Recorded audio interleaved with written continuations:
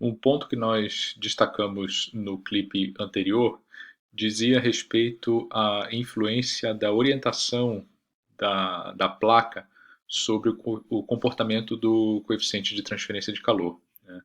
Uma vez agora que a força motriz é o empuxo, né, a inclinação da superfície com relação à gravidade certamente desempenha um papel importante na transferência de calor, né? Então, é um fato que quando nós reduzimos a componente da força de empuxo na direção paralela à placa, por exemplo, inclinando a placa, existe uma redução da velocidade do fluido ao longo da placa, né?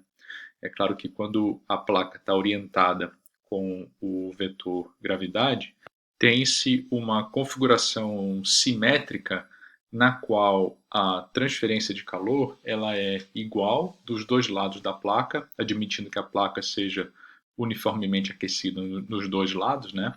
E a camada limite vertical se desenvolve da mesma maneira nos dois lados, né? O que é contrário a essa situação que a gente vê nesse desenho esquemático aqui, por exemplo. Nós temos uma placa aquecida inclinada, né, em que na face aquecida voltada para baixo existe o desenvolvimento de uma camada limite, né, e na face superior, na face livre, existe a formação, digamos, de plumas térmicas aqui, né?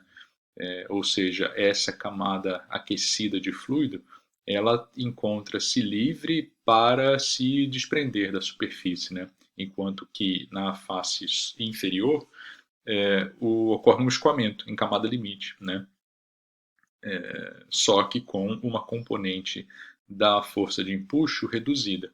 Então, o fato da superfície ou da placa estar inclinada, né, e haver uma redução dessa velocidade do fluido ao longo da placa, não necessariamente significa uma redução na transferência de calor, porque a gente tem que olhar para qual superfície, né, é a superfície de interesse. No caso aqui, na superfície inferior da placa aquecida, existe sim, devido à redução de velocidade, uma redução na transferência de calor. Porém, aqui na superfície superior, né, devido a essa facilidade que o fluido tem de se desprender da região adjacente à placa, essa redução da velocidade, da componente da velocidade, não paralela à placa, não se manifesta como uma redução da transferência de calor, né? Porque a espessura de uma região termicamente afetada pela placa, a espessura média, acaba sendo menor aqui na face de cima do que na face de baixo. Tá? É claro que a face de cima, o comportamento do escoamento induzido pela transferência de calor na parte superior, ele é muito mais complexo e difícil de ser caracterizado do que na face inferior, em que o deslocamento do fluido ainda retém aquelas características de camada limite, né? Enquanto que na parte superior ele já não mais se parece com uma camada limite, né? Então, uma estrutura, digamos assim, mais tridimensional do escoamento do que na face inferior. Tá? Então, a influência da orientação da placa na convecção natural é super importante, né? Então, nós temos aqui duas situações. Uma placa aquecida e uma placa resfriada. Notem que o comportamento ele é simétrico, sendo que na placa aquecida a parte superior é a parte de escoamento tridimensional, né? E o comportamento é parecido com o que ocorre na superfície inferior da placa resfriada, né? O fluido frio, mais denso, adjacente aqui à superfície inferior da placa fria, ele vai tender a escoar para baixo, né? Da mesma forma que o fluido aquecido mais leve aqui na placa quente vai tender a escoar para cima, certo? E o que acontece na superfície inferior aqui, né, da placa quente e superior da placa fria, é análogo também, né? Então nós temos em consequência disso, na face superior da placa quente, um aumento da transferência de calor, né, que é semelhante à inferior da fria, e o oposto acontece para as outras superfícies, na placa quente e na placa fria. Tá? Essa redução, como a gente falou, né, nos dois casos, ela se deve à componente da gravidade na direção x, que é a direção ao longo da placa, ser reduzida a um g cosseno de θ, onde θ é esse ângulo de inclinação aqui, né?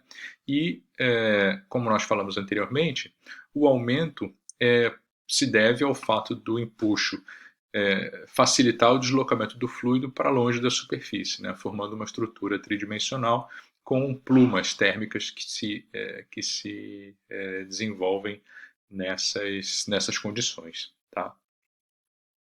Então, é lógico que para as superfícies onde há uma redução da transferência de calor, vai ser muito mais fácil de nós correlacionarmos o coeficiente de transferência a partir de relações já existentes para placas verticais, né?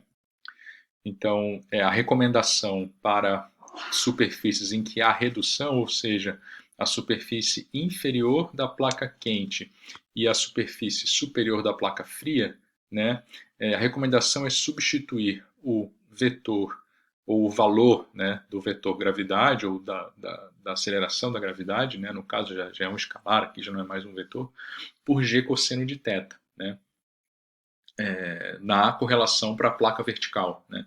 Então, essa correlação para a placa vertical, por exemplo, a correlação de Churchill, que é a mais utilizada, e substituímos ali G por G cosseno de θ, para calcular o valor do coeficiente de transferência que é reduzido. Né? Isso se o θ estiver entre 0 e 60 graus. Tá? Aí, quanto mais horizontal ela for, pior isso fica. Tá? Mas aí nós vamos ter correlações específicas para placas horizontais na próxima sessão. Tá?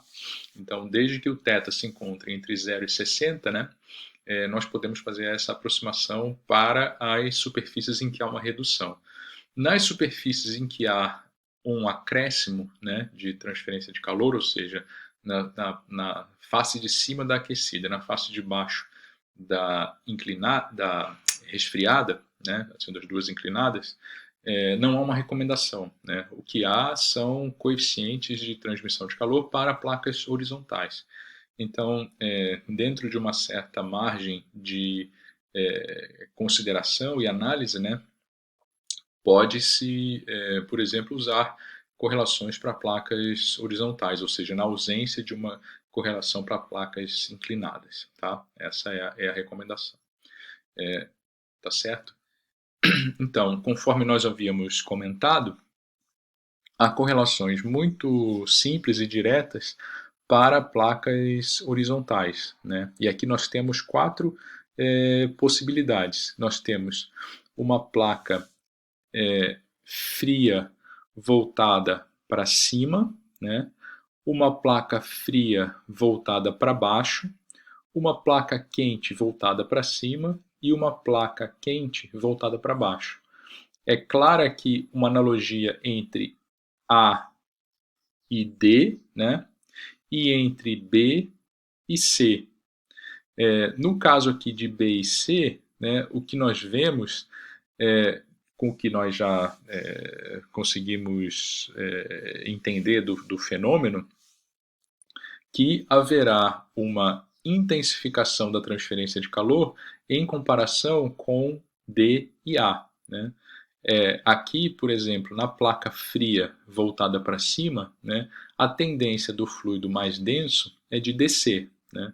Então, o fluido ao descer, né, ele vai encontrar a própria placa, né, o que é, de certa forma, o impedimento para o movimento do fluido, para o movimento induzido pela transferência de calor. Assim como aqui na D, na situação D, em que nós temos uma placa quente voltada para baixo. Né? A tendência do fluido mais quente é subir. Né? Então, essa tendência ela vai estar sendo, entre aspas, bloqueada pela própria presença da placa, né? E comparativamente, essa placa quente aqui, a tendência do fluido quente é subir, e nesse movimento ascendente não tem nenhum impedimento geométrico, mecânico ali, né, físico, para bloquear aquele movimento, assim como aqui na situação B da placa fria voltada para baixo, tá?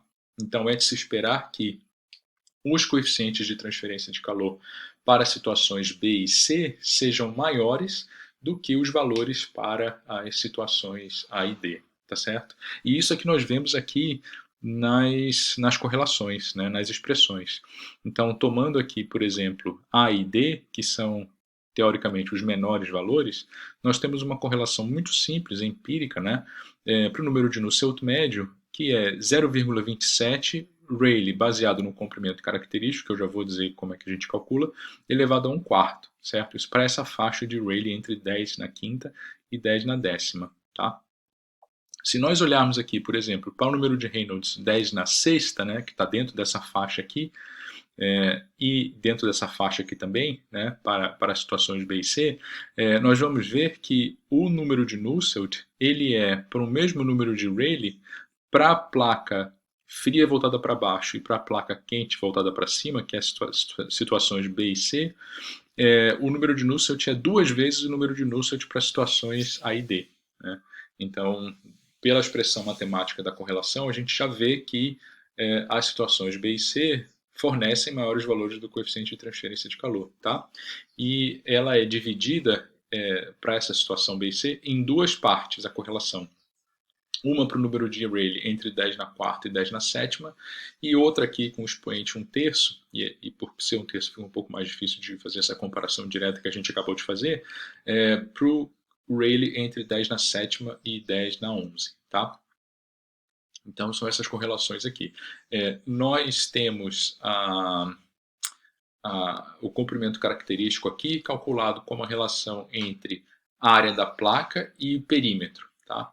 Então, se a placa tem um formato circular, né, o comprimento característico vai ser πd2 sobre 4 dividido por πd. Então, ele vai dar d da placa circular, né, sobre 4, certo? Tá? Se for um retângulo, né, vai ser a área base vezes altura, né, dividido por 2 vezes base mais altura, tá? Então ela se aplica teoricamente a qualquer tipo de formato geométrico da superfície aquecida, tá bem? Deixa eu ver se tem mais alguma coisa aqui, e se não tiver, a gente pode parar o vídeo. Eu vou parar esse clipe por aqui e depois a gente retoma no clipe seguinte, porque ele vai gastar um pouquinho mais de tempo do que eu gosto de deixar nos clipes, tá, pessoal? Então, eu só queria deixar uma recomendação aqui para vocês, que é de dar uma lida com bastante atenção no exemplo resolvido 9.3 do Encropera, tá? Esse é um exemplo bastante ilustrativo do problema de convecção natural, né? Vocês vão ver lá, ele é um duto, né? Um duto de seção quadrada em que eu quero calcular a perda de calor por esse duto. Imagina um duto que conduz ar, né? Ou conduz um gás aquecido num ambiente, por exemplo, ou um gás resfriado, né? De condicionamento de ar, por exemplo, no ambiente, né? É bem interessante avaliar do ponto de vista da convecção natural a necessidade ou a efetividade de um isolamento térmico desse duto, né? Ou o efeito do isolamento térmico desse duto. Principalmente no que diz respeito ao cálculo do coeficiente de transferência de calor por convecção na superfície desse isolamento, tá? Vai ficar bem clara ali aquela conversa que nós tivemos sobre a necessidade de se fazer um cálculo iterativo quando se deseja calcular a temperatura da superfície de uma superfície quando tem convecção natural, tá? Então eu deixo essa recomendação aí para vocês, tá? E aí a gente passa para o próximo clipe.